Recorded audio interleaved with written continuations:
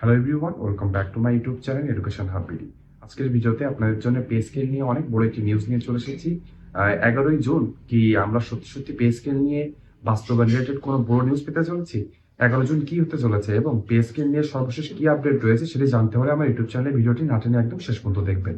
আজকের ভিডিওতে আজকে 26শে মার্চ পর্যন্ত আমরা সর্বশেষ কি জানতে পেরেছি, 11 জুন নিয়ে কেন সকলে একটু এত হাইপ আপ রয়েছেন, সরকারি চাকরিজীবীদের মনে আবার কেন আশার দানা বাঁধতে শুরু করেছে, তার সকল বিষয় খুঁটিনাটি থাকবে এই ভিডিওতে। তাই বলবো, যারা পে স্কেল নিয়ে সর্বশেষ সত্য এবং অথেন্টিক নিউজ সবার আগে জানতে চান, তারা দয়া করে আমার ইউটিউব চ্যানেলটি সাবস্ক্রাইব করে দিবেন, ভিডিওতে একটু লাইক করে দিবেন এবং কমেন্ট বক্সে আলহামদুলিল্লাহ লিখতে ভুলবেন না, কারণ আমরা জানি মহান আল্লাহ কিন্তু সর্বশক্তিমান।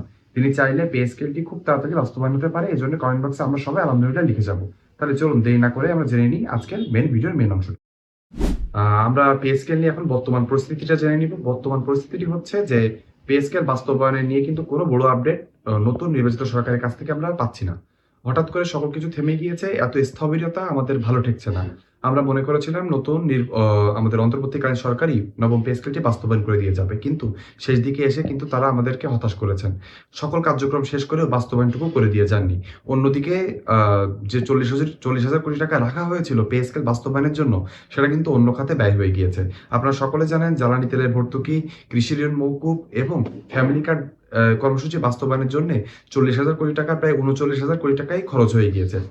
এখন প্রায় 1,000 কোটি টাকার কম রয়েছে।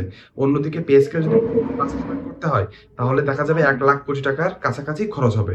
তাহলে আপনার 1,00,000 কোটি টাকা রয়েছে, খরচের প্রয়োজন রয়েছে, অন্যদিকে আপনার কাছে রয়েছে 1,000 কোটি টাকার কম, মানে 100 ভাগের 1 ভাগ। তাহলে আপনি কোনোভাবে বাস্তবায়ন করতে পারবেন না।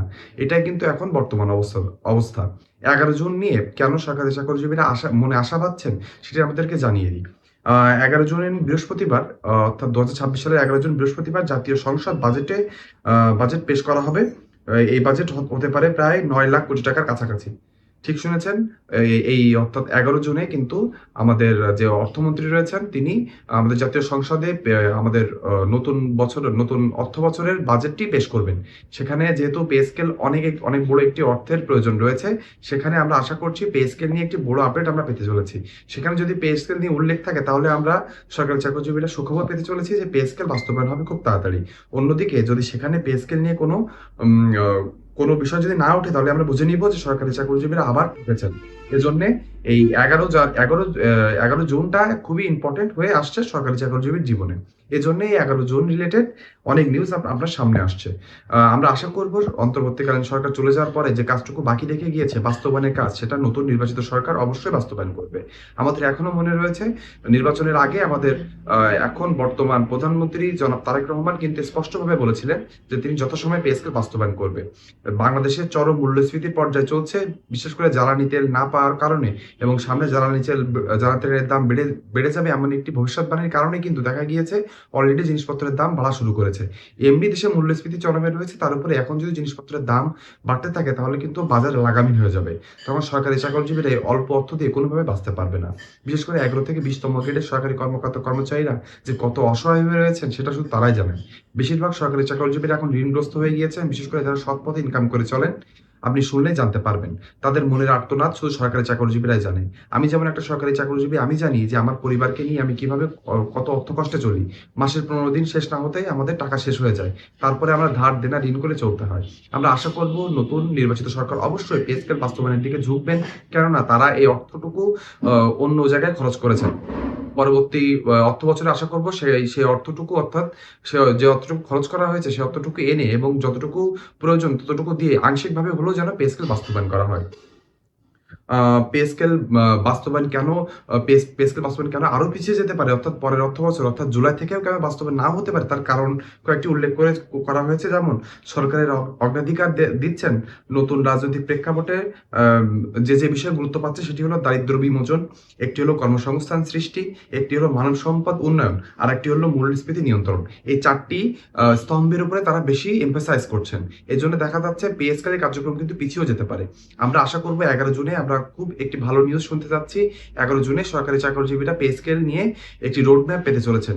সেখানে যদি পে স্কেল নিয়ে কোনো উক্তি থাকে, তাহলে আমরা বুঝে যাবো পে স্কেল পাচ্ছি। অন্যদিকে সরকারি চাকরিজীবীদেরকে কিন্তু এখন সোচ্চার হতে হবে। আপনি একটা প্রবাদ শুনেছেন, বাচ্চা না কাঁদলে কিন্তু মা দুধ দেয় না। আপনাদেরকে এখন চুপচাপ বসে থাকলে হবে না। আপনারা কমেন্ট বক্সে অনেকে কমেন্ট করেন, "ভাই পে স্কেল হবে না, আপনার ভিডিও বানানোর দরকার নেই।" আপনার দরকার নেই, আমার তো দরকার। আপনি এই একটা কথা বলতে পারবেন না, আমি তো একটা ভিডিও বানিয়ে মানুষের কাছে পৌঁছে দিতে পারবো এবং সরকারকে জানাতে পারবো আমার এই ক্ষুদ্র প্রচেষ্টা যে পে স্কেল কেন সরকারি চাকরিজীবীদের জন্য অনেক প্রয়োজন হয়ে পড়েছেন। আপনারা মনে করেন যে না বললেই কোনো কিছু পে স্কেল নিয়ে না বললে এমনিও আসবে না, পে স্কেল নিয়ে বলে কোনো লাভ নেই। আপনি তাহলে বোকার শহরে বাস করছেন। আপনি যখনই কাঁদবেন তখনই কিন্তু মা দুধ নিয়ে আসবে। এটা আপনার মনে রাখতে হবে। একজন মা যখন বাচ্চা না কাঁদলে দুধ নিয়ে আসে না, তাহলে আপনি আর আমি তো কোথায়?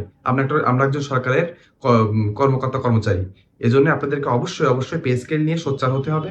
আপনাদের বড় আন্দোলনের সামনে ডাক আসলে সেখানে অংশগ্রহণ করতে হবে, হাতে হাত দিয়ে এগিয়ে চলতে হবে।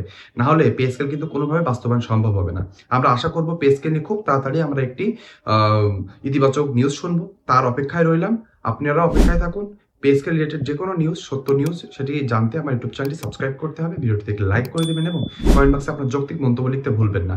আপনি কি মনে করেন ১১ জন পে স্কেল বাস্তবায়নের একটি রূপরেখা আমরা পাবো বা রোডম্যাপ আমরা পাবো? নাকি মনে করেন যে না, এই নির্বাচিত সরকার কোনোভাবেই পে স্কেলটি বাস্তবায়ন করবে না? আপনার গুরুত্বপূর্ণ মতামত কমেন্ট বক্সে অবশ্যই লিখবেন। আজকের ভিডিওটি এ পর্যন্তই। পরবর্তী ভিডিও নিয়ে আসা পর্যন্ত সকলে আমার ইউটিউব চ্যানেলে চোখ রাখবেন। সকলকে ধন্যবাদ।